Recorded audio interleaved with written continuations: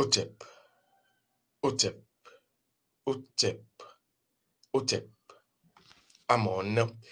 Merci de nous rejoindre dans cette nouvelle pyramide qui va donc une nouvelle fois contenir, j'ai envie de dire, les personnes qui ont choisi à l'ère du Verseau de connaître et surtout de pratiquer, puisque nous sommes là dans cette pyramide qui a un nom.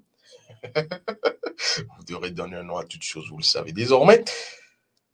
Le Caesartoc ou le Disertoc, connaître son rôle ou connaître sa responsabilité. Nous sommes ici dans le rôle et dans la responsabilité de chacun et de chacune des filles et des fils de Kama éparpillés, j'ai envie de dire, dans les quatre coins de l'univers. Pas de la Terre, de l'univers. Parce qu'il n'y a pas que les hommes qui nous écoutent, il y a également les entités, il y a également les forces, pouvoirs et puissances qui sont avec nous et qui voient ce que nous ne voyons pas. Et donc, choisissez votre mission, accomplissez-la. Et le reste, quand vous êtes, j'ai envie de dire, dans ce que je vais appeler, quand vous paraphez, quand vous signez, j'ai envie de dire, un accord, on vous parle de partenariat, véritablement physiquement, mais le partenariat qui compte plus, c'est le partenariat spirituel. Quand vous avez déjà signé ce partenariat avec l'autre monde, j'ai envie de dire, quand je parle de l'autre monde, le monde spirituel, le monde métaphysique, le monde des principes qui a permis à ce monde d'être là, quand vous l'avez déjà fait, le reste ne vous embarrassez pas. Alors, je vais ici maintenant passer à ce que j'aime bien. Je vous envoie et transmets mes ancestralités à ceux et celles qui continuent de nous envoyer leurs messages d'un peu partout dans le monde. Vous êtes de plus en plus nombreuses. Je salue de Gourin, j'ai envie de dire mademoiselle A. Point, du côté de l'Espagne. Je salue Nyoireb, de toute façon, Marseille et Ziguinchor. Je salue également mademoiselle Maïtel, du côté de Marseille. Je salue Adama du côté de Lyon. Je salue qui encore, j'ai envie de dire, Madame Katombe de l'Afrique du Sud. Je salue, j'espère que je ne vais pas faire de jaloux, mais je vais les citer quand même. Je salue qui encore? Oui, j'oublie qui. Il y en a tellement, il y en a tellement, il y en a tellement. Vous m'excuserez pour ceux et celles. Oui, Madame Tchangodei du côté de Lyon. J'en oublie. Monsieur Samoa, du côté donc véritablement de l'Allemagne, Rigobert du côté de la Grande-Bretagne, cette autre dame également, dont je ne connais pas le nom, mais qui est également, j'ai envie de dire, dont les échanges avec moi ont été plaisants, amicaux et de toute façon enrichissants. Je la salue, elle se connaît. Alors, quand je l'ai dit sans faire de jaloux, je précise, et de jalouse, oui, il faut le dire, je salue. Voilà, j'ai failli. Et je serai impardonnable. Je salue donc Jeanne du côté de Bordeaux. Voilà, Bordeaux, est-ce que c'est elle seule? Oui, je crois pour l'instant. Je salue Jeanne. Aceta, oui. Alors, ici et maintenant, je passe aux libations cérémonielles verbalisées. Reconnaissance et témoignage. Gratitude également à nos ancêtres qui nous reconnaissent dignes filles et dignes fils du continent de Kama. Reconnaissance, gratitude, témoignage à eux et à elles, ainsi qu'aux man de nos ancêtres. Je suis Césaire Dizer Mangamana. Mangamana, c'est vrai que je ne le dis pas souvent. Je rappelle que je suis journaliste préventif. Je suis dans cette branche que j'ai créée. Il s'agit de l'arcanisme, qui est en réalité la science du réalisme de la conscience. Et donc, quand on est dans cette science et qu'on évolue, on devient arcaniste. Et je suis sûr que vous allez devenir arcaniste. Puisque c'est vers là où je vous mène à l'ère du Verseau. Alors, ici et maintenant, je vais simplement vous dire que nous allons parler, traiter, statuer sur, j'ai envie de dire, un sujet très important. C'est vrai que j'avais parlé des aînés. Beaucoup nous ont écrit, m'ont écrit personnellement en chat privé pour me dire quels sont aînés, filles comme garçons, hommes comme dames, et se sont retrouvés dans tout ce que j'avais dit. Oui, mais ici, je vais encore pousser le Rubicon. Je vais encore aller d'un cran plus haut. Oui, parce que j'aime les degrés. J'aime les degrés. Et donc, sachez que si vous êtes aîné, vous avez une responsabilité. L'aîné, c'est quoi? Je le dis la plupart du temps, c'est l'énergie matricielle atomique. Quand on parle d'atome et d'atomique, ça a tout à voir avec l'atomique. Vous voyez l'atomique. Et donc, quand vous êtes aîné de votre famille, vous avez des charges. Vous avez un poids. Vous avez des responsabilités parce qu'il n'y a pas de responsabilité sans pouvoir, il n'y a pas de pouvoir sans responsabilité. Et donc, vous avez tout cela. Et quand vous n'aurez pas votre place d'atum, d'aîné, vous allez simplement être misérable. C'est le mot, hein, être misérable. Parce qu'un aîné, la plupart du temps, ou une aînée, reçoit sur son dos le poids de tout ce qui a été fait par ses frères et ses sœurs, vivants ou pas vivants.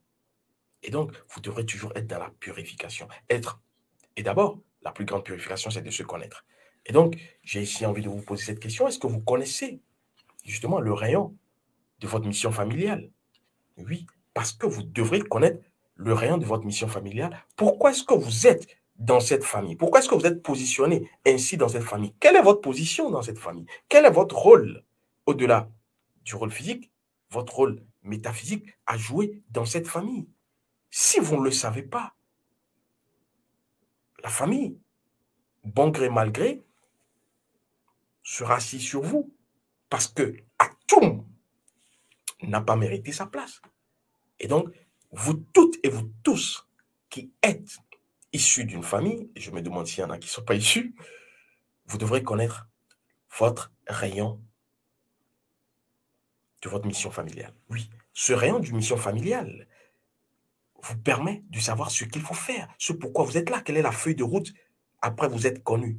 En ce qui concerne votre âme et vos ancêtres, quelle est la feuille de route de la famille en ce qui concerne vous, parce que vous n'avez pas choisi votre famille au hasard, tenez-vous bien. Vous n'avez pas choisi votre famille au hasard parce que votre famille également vous a choisi.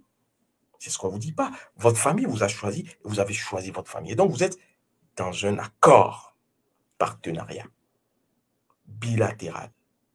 Physique, vous le savez, mais métaphysique, est-ce que vous le savez? Non. Et c'est pour cela que vous devez connaître le rayon de votre mission familiale. Et donc, ici, je vais vous parler de l'aîné. J'ai parlé de l'aîné, mais je vais vous parler d'un aîné qui est plus important. Il s'agit de l'aîné ancestral. Ce que j'appelle, et mon staff, on s'amusait à rigoler. Hein. Ils ont voulu parler. Mais quand je parle de staff, il y a beaucoup de personnes. Ne vous trompez pas. Il n'y a pas que des personnes physiques. Désert, arrête ça. Et donc, il y a l'aîné. Moi, je parlais d'aîné ancestral. Et eux, ils parlaient. Oui, parce que tout ce que nous faisons, c'est à travers des quêtes. J'ai envie de dire des explorations physiques, mais métaphysiques. Donc, mon staff est bipartite, j'ai envie de dire. Et donc, je parlais. Je dis, moi, c'est aîné ancestral. Et eux et elles, c'est quoi? C'est aîné des aînés. Et donc, pour faire court, j'ai dit, d'accord, on trouve une thématique. Faisons attention, faites attention quand vous êtes un aîné ancestral. Et donc, j'ai ajouté, l'aîné des aînés n'échoue pas. Oui, vous ne devez pas échouer quand vous êtes aîné des aînés. Vous devez comprendre et savoir d'abord. C'est pour ça que je fais cette rencontre dématérialisée virtuelle avec vous. Vous devez savoir si vous êtes un aîné des aînés, si vous êtes un aîné ancestral. Parce que si vous êtes aîné, vous n'avez pas droit à l'erreur. Mais si vous êtes aîné des aînés, vous ne devrez pas échouer. Faites très attention. Et donc, l'aîné des aînés, ou ce que j'appelle l'aîné ancestral, c'est qui? Quand vous prenez, vous êtes né, hein, vous existez, la famille de votre père. Si vous êtes le premier petit-fils des grands-parents, oui, c'est-à-dire dans la filiation paternelle, vous êtes, votre père par exemple, hein, quand on prend votre père, on prend ses grands frères, ses petites sœurs, ses petits frères et tout. Si vous qui êtes né de votre père êtes l'aîné de tous les enfants du côté paternel, vous êtes l'aîné des aînés. Vous pouvez l'être du côté paternel, ne pas l'être du côté maternel. Vous pouvez l'être du côté maternel, ne pas l'être du côté paternel. Mais il y en a qui le sont des deux côtés. Et là, waouh! Et donc, idem, hein, du côté maternel, si la filiation, vous êtes né donc de votre maman, par exemple, et que vous êtes le premier petit-fils ou la première petite-fille, quand on prendra donc votre maman, grand frère, grand soeur et tout compris, vous êtes le premier enfant. Vous êtes une aînée ou un aîné des aînés. Vous êtes un aîné ancestral. Alors, où est-ce que cela devient plus intéressant? Oui, parce que l'aîné ancestral n'est pas un être comme tout le monde. Cherchez, vous comprendrez. Vous êtes atome dans atome dans atome. Quand on prend l'atome plus l'atome plus l'atome, ça donne quoi? Je ne vais pas rentrer là-dedans. Et donc, vous savez que En ce qui concerne la science du rayon de la conscience, nous le disons, vous devrez, quand vous existez, de toute façon, connaître votre rayon de vie, votre rayon ancestral, qui revient à connaître son âme, la maxime socratienne, qui est une maxime, j'ai envie de dire, totique, que j'appelle la maxime de Dieuti. Vous devrez vous connaître. Connais-toi toi-même et tu connaîtras l'univers et les dieux. Vous devrez donc vous connaître pour pouvoir amorcer un avancement. Connaître les principes et les lois de votre âme, rayon de vie, les principes et les lois de vos ancêtres, rayon ancestral, parce que c'est les deux pieds, comme je l'ai dit, le premier pied et le deuxième pied, qui vous permettent d'avancer. Alors, ça, c'est connu. En tant qu'aîné, vous ne devez même pas ignorer cet aspect. Deuxième chose très importante, l'aîné simple. Vous êtes donc aîné simple, vous êtes connu, âme, ancêtre. Vous avez besoin de quoi ensuite? D'une deuxième mission. Parce que la première mission, c'est quand vous vous connaissez. Rayon de vie ancestral. La deuxième mission pour l'aîné, c'est quand vous devrez donc occuper cette place privilégiée, primordiale, cardinale, en ce qui concerne l'aîné. Et donc, comme je vous le disais, vous avez tout le poids de vos frères, de la fratrie, des sœurs et tout, de la famille sur votre dos. C'est pourquoi la plupart du temps, les aînés ont du mal à déployer leurs ailes. Parce que il y a un poids sur les ailes. Et donc, sans s'être connu, sans avoir pratiqué la connaissance inhérente aux aînés, vous serez toujours, j'ai envie de dire, oui, down, comme disent les anglo-saxons. Et donc, pour être apte, vous devrez donc connaître ce qu'il faut faire en tant qu'aîné. Deuxième mission. Troisième mission, c'est quand vous êtes aîné ancestral. Et je viens de vous expliquer ce qu'est un aîné ancestral ou une aînée ancestrale. Et là, vous avez donc une troisième mission. C'est que non seulement vous avez la mission de votre âme et de vos ancêtres, première mission, vous avez la deuxième mission, vous êtes un aîné. Vous avez donc une deuxième mission. Vous avez une troisième mission quand vous êtes aîné des ancêtres, aîné ancestral ou aîné des aînés.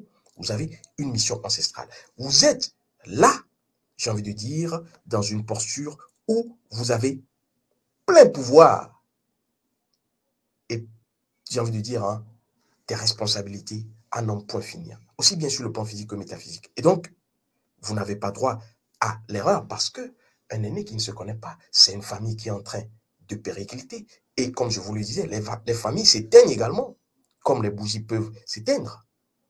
Et donc, vous avez, surtout quand vous êtes aîné des aînés, sachez que l'évolution de la famille repose sur vous. Je parle d'évolution physique comme métaphysique. Et pour que la famille n'aille pas à l'extinction, vous avez l'impérieux devoir de pouvoir assumer votre position. C'est pour cela que vous devez connaître le rayon, j'ai envie de dire, de votre mission familiale, la RMF, qui vous permet de savoir ce qu'il faut faire et ce qu'il ne faut pas faire. Parce que si vous ne détectez pas cela, si vous ne savez pas cela, ça veut dire que vous ne savez pas qui vous êtes. Vous savez qui vous êtes simplement par rapport à votre âme. Pourquoi vous êtes là? Oui, mais pourquoi vous êtes là dans cette famille?